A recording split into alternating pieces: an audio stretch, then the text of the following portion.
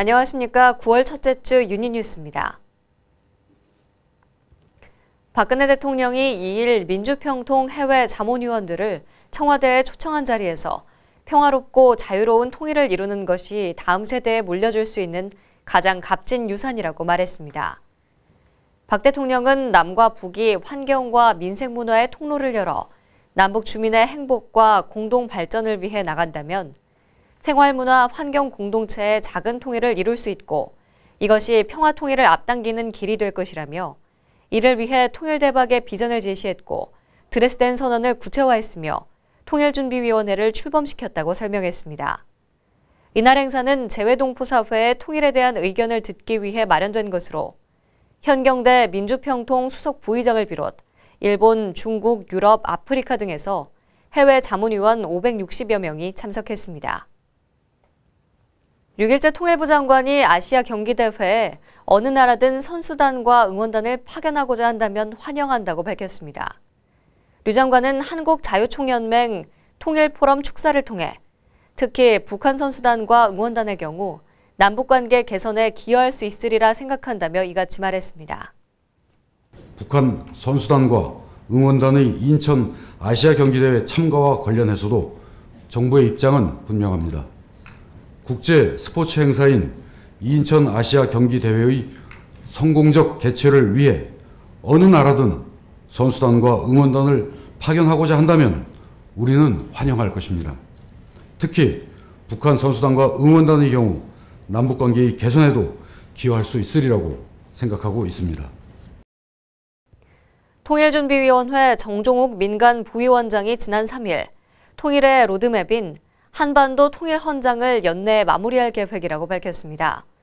정 부위원장은 통일 헌장은 우리가 추구하는 통일의 궁극적 상이라며 북한의 경제개발 협력을 위해 관련 부처, 연구소와 함께 통합정보 데이터베이스를 구축하기로 하고 태스크포스를 구성했다고 전했습니다. 또 내년 광복 70주년을 맞이해 DMZ 세계평화공원, 나진하산 프로젝트 등 정부가 추진하는 프로젝트들이 일정 부분 결실을 맺을 수 있도록 노력할 생각이라고 말했습니다. 주한 러시아 연방 무역대표부 본다렌코 대표 및 무역전문가 등 9명이 4일 개성공단을 방문했습니다.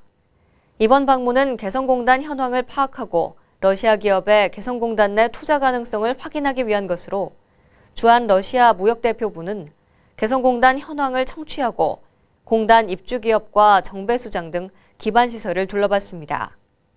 임병철 통일부 대변인은 러시아 기업이 그동안 개성공단 투자 의향을 밝혀왔다면서 일반적으로 외국 기업들이 개성공단에 대한 관심을 보여주는 것이라고 말했습니다. 한편 우리 정부는 개성공단 발전을 위한 공단의 국제화를 위해 외국 기업의 개성공단 입주 등을 모색 중에 있습니다. 법무부 통일부 법제처가 지난 3일 통일법제 관련 사업협력을 위한 업무협약을 체결했습니다. 세 부처는 상호 간 연구인력 풀을 공유하고 업무 연계성 강화를 위한 부처 간 협의처 운영 방안을 마련하고 통일법제 관련 연구 용역과 학술회의를 공동 추진키로 했습니다. 또한 업무협약 체결로 기존 통일법제 DB 시스템은 하나로 통합 구축돼 공동 관리됩니다. 통일법제 데이터베이스는 우선 북한 법령과 그리고 남북교류와 관련한 우리의 법령, 그리고 러시아, 베트남과 같은 체제 전환국의 법령을 제공함으로써 이런 법령들을 한 곳에서 비교해서 연구 분석하는 것을 가능하도록 하였습니다. 그리고 가장 중심적인 내용은 우선 각 부처에서 보유하고 있던 연구자료와 책자가 약 1만여 건이 되는데요. 그것들을 모두 주제별로 분류해서 제공을 하고 이 중에 2천여 건에 대해서는 저작권 동의를 완료해서 원문까지도 제공을 하고 있습니다. 그리고 그 외에 남북교류 협력 사업을 하다 보면 많은 법률적 문제가 있을 수가 있는데 그것들을 400개의 상담 사례로 재구성을 해서 보다 알기 쉽게 볼 수 있도록 하였고요. 부가적으로 간단히 남북관계에 대한 일일 스크랩 정도, 이 정도를 부가적으로 제공하고 있습니다.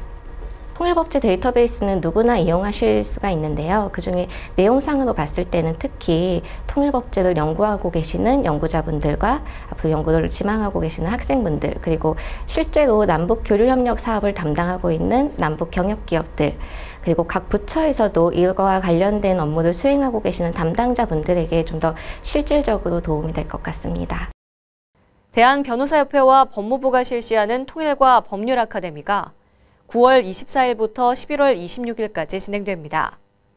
통일과 법률 아카데미는 예비 법조인과 법조인 및 공무원들을 대상으로 하는 통일법제 전문가 양성을 위한 과정으로 제1기 입문과정에서 폭넓은 강의를 통해 호평을 받은 바 있습니다. 연간 한 2,000명 정도의 신규 법조인들이 지금 로스쿨이나 사법연수원에서 지금 준비가 되어 있다가 해마다 나오는데, 그 사람들을 좀 통일법 전문가로 양성을 시켜야 되겠다, 이런 생각을 하게 됐고요. 그 다음에 신규 변호사들 중에서도 분명히 통일에 대해서 관심 있는 분이 있는데 이걸 어떻게 통일법을 공부를 해야 될지, 연구를 해야 될지, 무엇을 해야 될지 모르는 분들이 많이 있을 거다, 이런 생각을 하고 그 작년에 계속 준비를 했죠. 작년에 계속 준비를 해가지고 올해 1월 초에 처음으로 이제 제1기 통일과 법률 아카데미를 이제 개설하게 된 겁니다. 실무와 학계와 또 변호사 실무가 다 이렇게 조화되어 있는 1단계보다는 조금 더 심화된 과정으로 이번에 준비를 했고, 통일부가 지난 1일 판문점 자유의 집에 갤러리를 개관했습니다.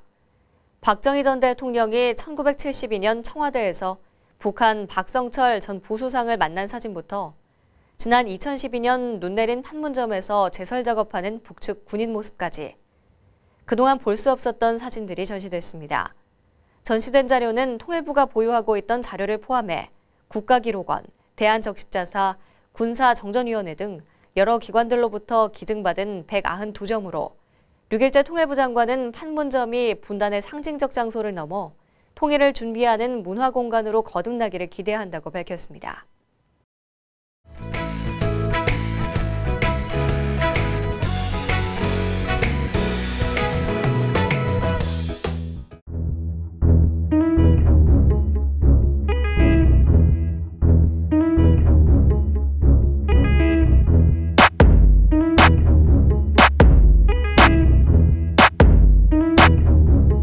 우리가 통일은 소원이라고 그랬잖아요. 근데 이제는 소원이 아니고, 소원은 이루어져도 그만, 안 이루어져도 그만이지만 통일은 저는 이제는 우리의 생존이라고 보거든요. 그래서 이번 그 페스티벌을 통해서 우리 국민들이 실질적으로 통일에 관심을 두고 통일 운동에 한 발 내딛는 그런 좀 계기가 됐으면 좋겠습니다. 추석이 코앞으로 다가왔지요. 오늘부터 귀성길에 오른 분들도 계실 텐데요.